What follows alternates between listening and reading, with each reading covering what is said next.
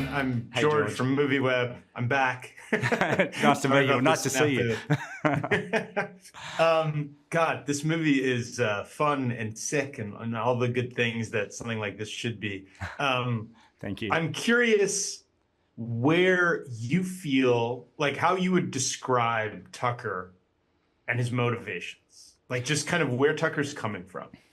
Oh, he's coming from an incredibly broken childhood filled with, parental neglect or, I think, his mother probably had him when she was like 15 or 16 and was never there for him, and he's never had any kind of consistent socialization, and he was attacked by a shark as a child, and it's at the same time it was like the most terrifying and most alive he's ever felt, and he kind of lives that vicariously now through his other victims.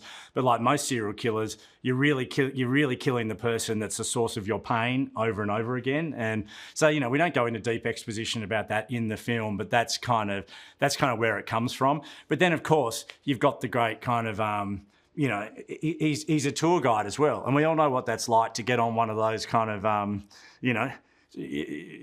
go on a boat trip. He's a tourist guide with the most. He has this kind of unhinged charisma, and it's a bit like how the spider catches the fly. There's a bit of Ted Bundy in there where it's like, well, how much of this is just his natural charisma and how much of this is just, creating a relationship with everyone that steps on that boat, so we can... Yeah, I like that you mentioned that. Part of why I asked, there isn't a lot of exposition, but there's these little nuggets. There's like breadcrumbs, and you just articulated it, but you gave a little more, but pretty much all that comes across, which I think is a testament to the work you all did. I want to ask, you're wearing a Dawn of the Dead shirt, but there's also clearly some influence throughout this movie of some classics. Jaws jumps to mind. He kind of reminds me of Quint. There's sharks. But what are some of the other things that come through or filter into you and when you're doing something like this? Well, I mean, it's funny. Sometimes it's like, it's not always horror that I watch in preparation. And it's like, it wasn't like I rewatched a lot of films for this, but I am a huge fan of 80s and 90s action cinema, like Die Hard and Speed, where they're really quite contained and they're a thrill ride. And Speed, there's a love story that just kind of organically evolves. And so I really wanted it to feel like a summer kind of event and an action film as much as a horror film. But Jaws was the one that I kept coming back to in terms of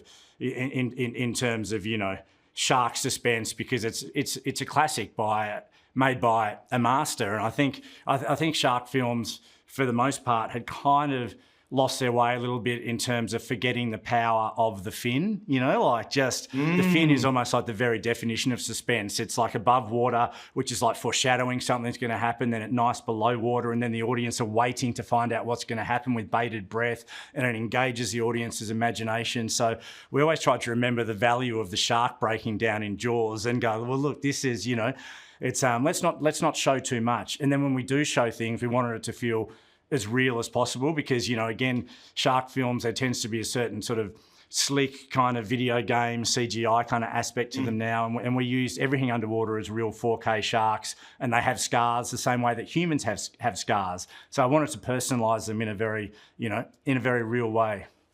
Yeah, it definitely came through. You mentioned Die Hard. Did you talk to Jai at all about Die Hard? He's a part of the legacy there. I didn't actually. I mean, Die Hard is like the Yippee-ki-yay line. I mean, there's an Ooby Dooby line in here that is a direct subversion of that. It's like, although it's maybe not a subversion, because when Bruce says it, it's done. It's so gleefully and it's kind of ironic. But there's also there is a subversion of like the Arnie and kind of Sly sort of lines where you kind of wink at the audience from the 80s and 90s. And but yeah, I mean, Die Hard's just such a fun film. I remember when I first saw that, and it felt like it just disappeared in about half an hour. I was like, wow. Yeah. So that's just in my filmmaking DNA. I want to say something else you do that Die Hard did is there's a relationship at the core of this that has an arc, which is simple and clear. And that's a beautiful thing to accomplish in a movie like this. So, I think we need relatability. Otherwise, like the you know, otherwise the terror is meaningless, you know, like it's, Yeah. and that's, yeah. And that's the great thing about Bruce and his relationship with his wife. He's imperfect, you know, the same way as we all are. And it makes him so much more relatable. Totally. Well, I have to wrap, but thank you so much, Sean. Have a great day. Thank you. You too.